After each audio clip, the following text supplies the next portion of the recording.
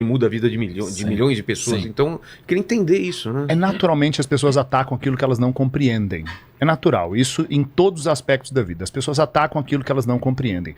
Quando a gente pega a população brasileira, quantos por cento dessas populações já leram um livro de desenvolvimento humano? A gente está falando da enorme minoria. A maior parte das pessoas nunca pararam para se desenvolver.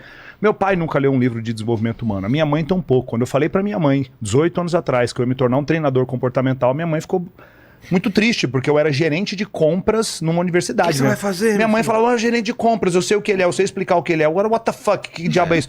E minha mãe não entendia, porque ela é como se eu estivesse falando de um oásis no deserto, era uma coisa que ela não conseguia nem conceber. A maior parte das pessoas não tem a menor ideia do que acontece dentro do mundo de desenvolvimento humano.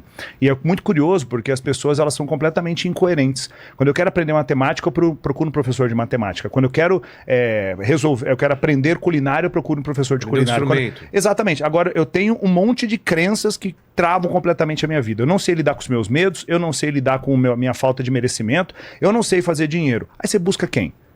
Entende? Então é muito comum pessoas criticarem as outras que buscam uma solução para suas vidas e elas são completamente irresponsáveis em relação a isso. Ela fala o seguinte, você não deveria estar indo nisso, você não deveria estar fazendo isso.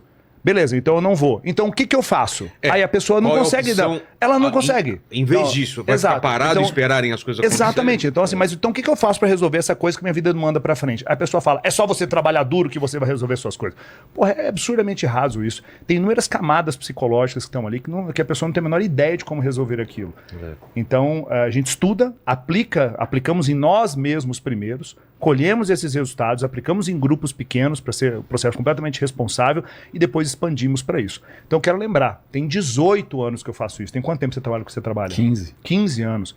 Então aí é o problema. Só que existe o cara que fez a porra de uma formação em seja lá o que for, num final de semana, que antes era um negócio que você demorava 6 meses para se formar, 2 anos para se formar, agora aparece um maluco lá no final de semana que te dá um certificado e você vai lá e faz umas coisas, grita, pula, canta uma música e você ganha um certificado, o cara sai no outro dia produzindo conteúdo na internet.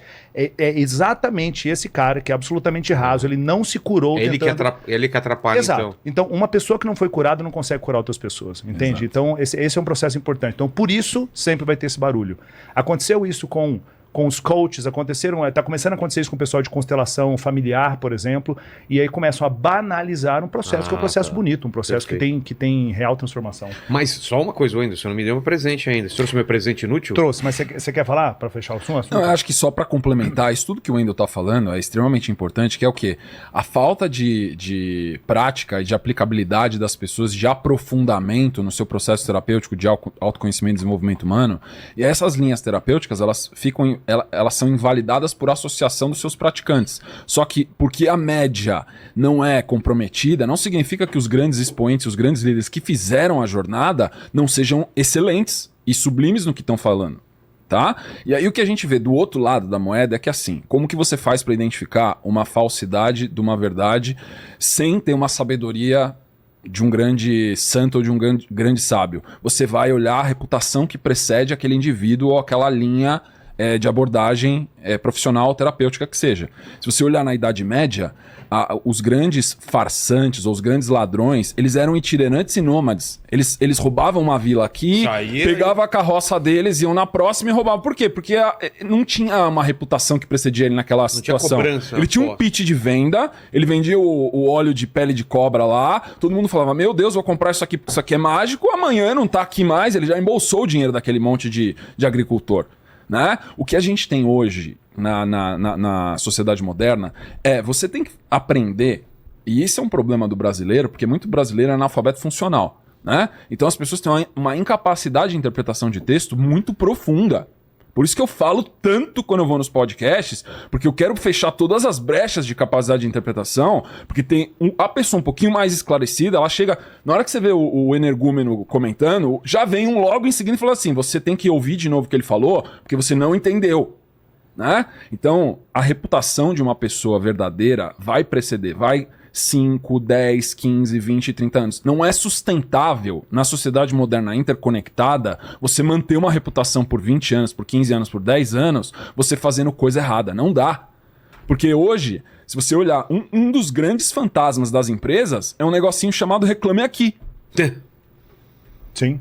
Tem muito farsante que cai por causa do Reclame Aqui. Porque na hora que você botou o nome da empresa ali do CNPJ, Pronto. bateu no Reclame Aqui, cara, a venda não acontece. E o cara nem sabe que a venda não acontece, porque o cara descobriu que o cara tá no Reclame Aqui. Exato. Eu conheço vários empresários micro, na hora que aparece uma reclamação no Reclame Aqui, o cara ele voa na jugular da reclamação. Tipo, liga pro cara, dá uma Tenta bonificação, resolver, resolve. O Reclame Aqui é uma entidade privada que fez uma compensação e tirou um monte de farsante do mercado. Aí o que você vai ter, é claro, profissionais do crime, muito mais especializados em criar farsas, principalmente em áreas de grande ignorância da maioria das pessoas, onde a pessoa fala uma coisa e o cara acredita naquilo sem investigar. De novo, é analfabetismo funcional. É uma incompetência, na verdade, porque a pessoa está acreditando na reputação de uma pessoa que ela não conhece.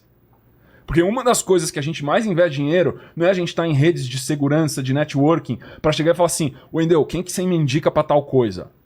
Cara, fala com esse cara. Bom, se o Wendel falou pra mim falar com esse cara, então a reputação dele que tá em jogo quando eu vou falar com os dois caras.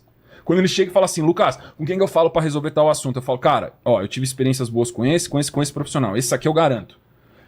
Por que ele vai falar com os caras e vai saber pros caras? Porque eu coloquei minha reputação na indicação. A pessoa de sucesso, ela é muito criteriosa com quem ela indica, porque ela sabe que toda indicação é um risco de reputação. Claro. Porque se ele chegar e falar assim, esse cara foi um filho da puta comigo, ele vai vir me cobrar, ele não vai cobrar o cara. Eu vou falar, porra, cara, eu nem sabia, isso não aconteceu comigo, mas eu vou chegar no cara e vou cobrar ele, vou falar assim, ó, não vou te indicar mais, cara. Eu te indiquei o Wendel lá e você fez mó cafajestagem com o cara. O que é isso? Entendeu? Se for uma pessoa próxima. Se for uma pessoa longe, tá arriscada na lista, tá no blacklist pra sempre, esquece. Então melhor, eu falo pros meus sócios isso. Na hora que uma pessoa fez uma coisa errada, devolve o dinheiro da pessoa, tira ela do ecossistema e coloca ela no blacklist do nosso networking. Porque daí até onde vai os nossos tentáculos de influência, ela não vai sobreviver, ela não vai ter oxigênio. E é assim que as pessoas de sucesso sempre sobreviveram. Por isso que quando você tem... Isso acontece até na música. Quando um artista estoura, as bandas dos amigos todas estouram juntos. Por quê? Se você analisar todas as ondas musicais que vieram nas últimas décadas, é sempre assim, estoura uma banda...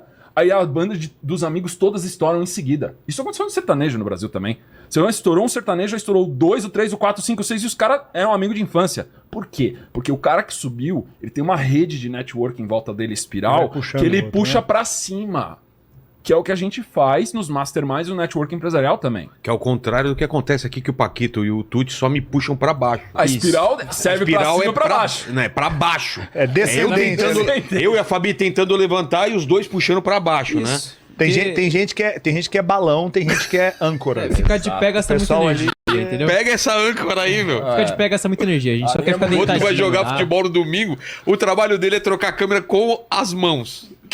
A única coisa que não pode quebrar, a mão. Ele vai e quebra a mão. Jogando futebol. Jogando com o pé. Futebol. Se tivesse no jiu-jitsu, nada disso teria Não acontecido. aconteceria, cara. É incrível aqui.